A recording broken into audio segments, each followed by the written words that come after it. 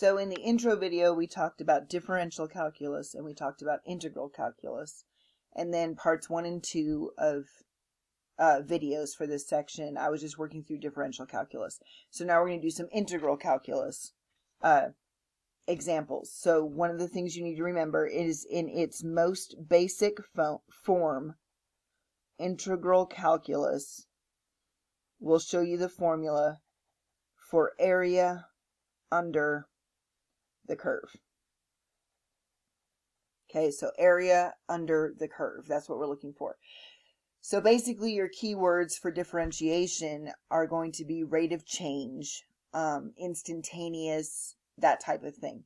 If you're finding area under the curve, then you're going to want to do integral calculus, which, to be honest, we're not really going to hit till chapter 4, but this is the intro section, so here we go. All right, so looking at these pretty pictures, what we have right here is a triangle. Okay, so again, just like algebra doesn't stop when we start messing with calculus, geometry doesn't stop once we start messing with calculus. So the question is, can I find the area of this triangle? Now, when I say under the curve, what you need to realize is that technically this is a line segment, and technically this is a line segment. And so what we would have to do in calculus world is find the area under this line segment, and then find the area under this line segment, and then add them together.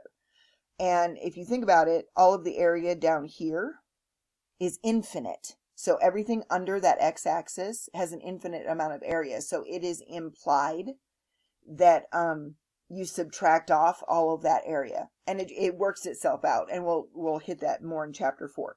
But I don't want to do all this trash. So what we're going to do is say, do I know how to find the area of a triangle? Why, yes, I do. Because the area of a triangle is half of the base, and my base is 5, times the height, which is going to be your y-coordinate, and your height is 4.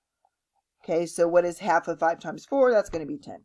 Okay, so your height here is 4 units, your base is 5 units, and then it says what's your area, so your area is 10 units. Okay, now what are we going to do with this one? Because this is not anything that we know. So if things stay in geometry world, we're just fine. But now we're kind of mixing up the algebra and the geometry. So what we want to do is estimate. So do something, if you don't know what to do something that you do know how to do. So that was lovely. If I draw a straight line across here, I can find that area of this rectangle all day long. And then I'll just have this little puffy up part right here that I got to work with. So I can find the area of this rectangle. So this has a length of 2. And then this has a height of 2. So it happens to be a square, not drawn to scale. And so this area right here is 4. Well, then how are we going to approximate this area of this little bumpy up part? Well, it's going to be a sucky one, but I can make that into a triangle. And so I've got a little bit of extra area here that's not in what the triangle that I'm going to find. And then I don't have enough area over here because my triangle is too tall for the curve right there. But it's going to be a good approximation. Okay, so what is the area of a triangle? The area is half of the base. Well, what is my base? It's 2 times the height, which in this case is 1. So half of 2 times 1 is 1. So we approximate the area under this curve, which would be this thing, okay? We approximate that with an answer of 5. So you're just approximating. It's okay to approximate until we know what we're doing. All right, so we already did that one. We already did that one. Now we're going to do this one.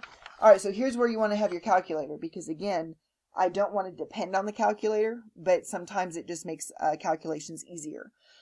So what we're going to do is, I'm going to do this one by hand, and then I'm going to show you how to do this one in the calculator, and then we'll set the other ones up. And hopefully this will just take one video instead of 2.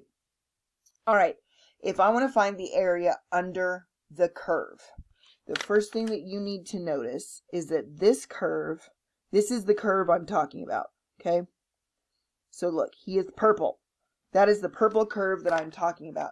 So you should recognize right off the bat that when I use these rectangles to approximate area under the curve, my answer will be too much because I'm incorporating this, and I'm incorporating this, and I'm incorporating this, and those are all above that curve, and I shouldn't be counting them. But since this shape under this purple thing is not a geometric formula that I know, then I'm going to have to approximate. Okay, so how do I find area of a rectangle? So my strategy at this point is going to say find this area plus this one plus this one plus this one. Okay, and then like I said, we'll do the calculator on this one. So what do I have? Well, first of all, my formula is y equals 5 over x. And if you will remember, whenever you evaluate an x value, it will return a y value, which will be the height of your function. So if I evaluate this rectangle, because notice that this rectangle has a left corner and a right corner, but which corner belongs to the curve? So the purple curve hits the left corner. So I can find out how tall rectangle 1 is by finding out by evaluating my curve at 1. Does that make sense? So if this wasn't labeled as a 5, what I would do is I would say I've got a y equals 5 over x. So to find out how tall rectangle 1 is, I can evaluate his left-hand corner, which occurs at an x value of 1, and then evaluate it here. So what is 5 over 1? It is 5. So you find out that the point on the purple curve and the corner of this rectangle both have a y value of 5. Okay, and that's important. So what do I know? I know that rectangle 1 has a base of 1 unit and it has a height of 5. So that's the area of rectangle 1. So what is rectangle 2? Rectangle 2 has a base that is, well, how do I move from 2 to 3? It is 1 unit wide. So 1 unit wide. And then how do I find the height? So I'm looking at the left corner of rectangle 2. And I notice that if I get his left corner, it will also be the corresponding y coordinate on the curve. So shove it in 2. 5 over 2 is 2.5. So I get 2.5. Okay, rectangle 3 has a width of 1. And then if I evaluate where the curve hits the corner, that means I need to evaluate at 3. So that's going to be 5/3. And I'm going all over the place with decimals and fractions, whatever. I'm fixing to put it all in fraction form. And then rectangle 4 still has a width of 1, which is a good thing, okay? And then what would I do? I would evaluate that at a 4. So 5 over 4 is 5/4. Now if I add those 4 together, what you get is 1 times anything is itself. So 5 plus 2.5 plus 5/3 plus 5/4 is, and hit math, enter, enter, and I get 125 over 12, which is your area. Or I get 125 divided by 12 is, and I get 10.416. 10.417, actually, by the time I round it. So that's what you're finding. So this one says, hang on, I lost. All right, so I'm going to do figure 2 now. Now, I don't want to do this whole thing. So this is where it's going to take us a little bit of time to set it up. You need to check to see if you have the new software or not. So first thing that I need you to do is hit math, and then I need you to scroll up. And if you see log base, that means you have the new software. Okay? If you don't see log base, then you have the old software. And it doesn't matter because either way we're going to get this done. But the benefit is you'll notice that there's a summation button here.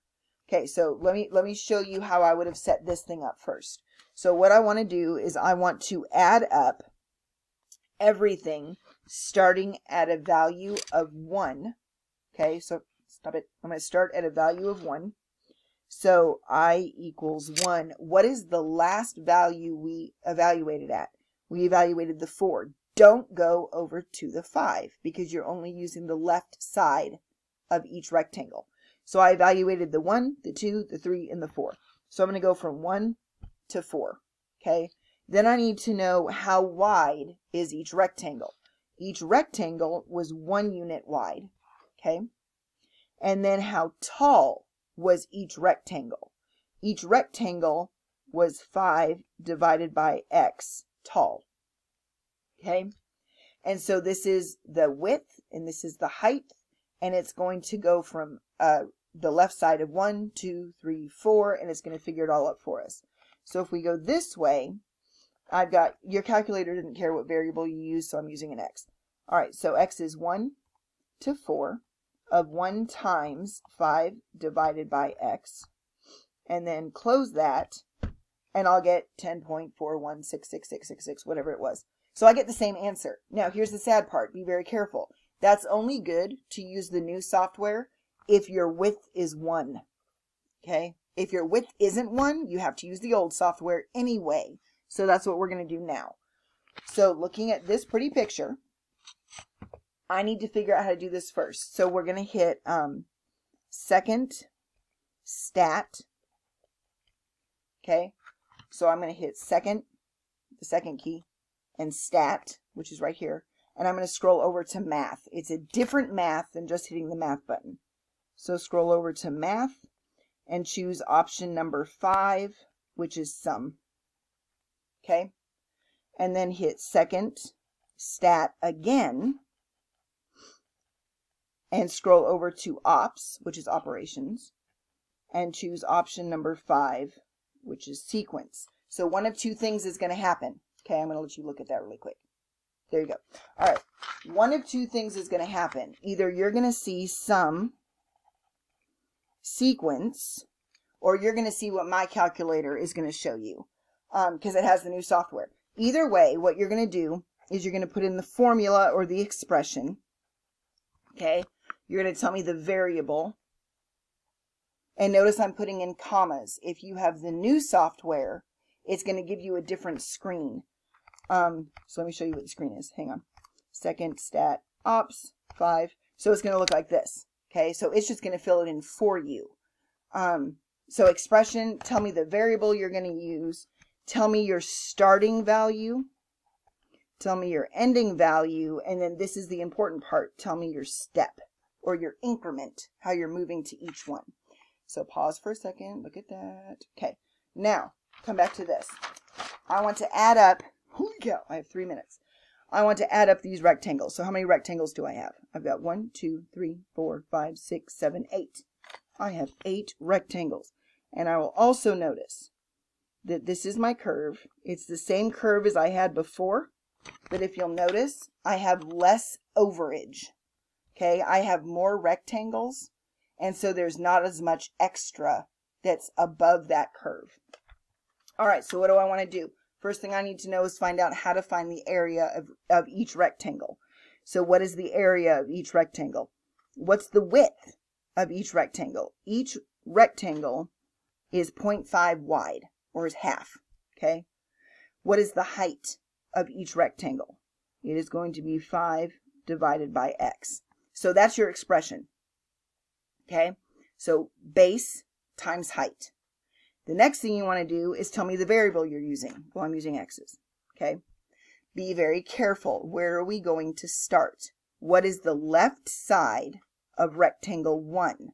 The left side of rectangle 1 occurs at 1. What is the left side of the last rectangle? So the left side of the last rectangle is 4.5. And then how do I move from rectangle to rectangle? If I'm doing rectangles, how I move is going to be the same as the width. So I've got 0.5 as my increment. Okay, so I'm going to go ahead and set this thing up. So what I have is my expression. So that's going to be 0.5, which is the base, times the height of each one, which is 5 over x. Okay, what is your variable that you are using? I am using x's. So press x.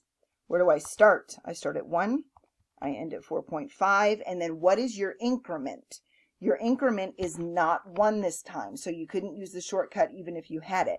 Your increment will be the same thing as the base, because how do I move to the next rectangle? I add 0.5, and then I add 0.5, okay? So my step will be the same thing as the base. And then hit enter, and this, if you have the old software, this is what you should see across the whole thing. You just use commas, which are right above your 7, to separate everything, and then hit enter, and you get 0.55555, something like that, okay? Which I feel desperately like I screwed. Oh, because I hit min. Dadgummit.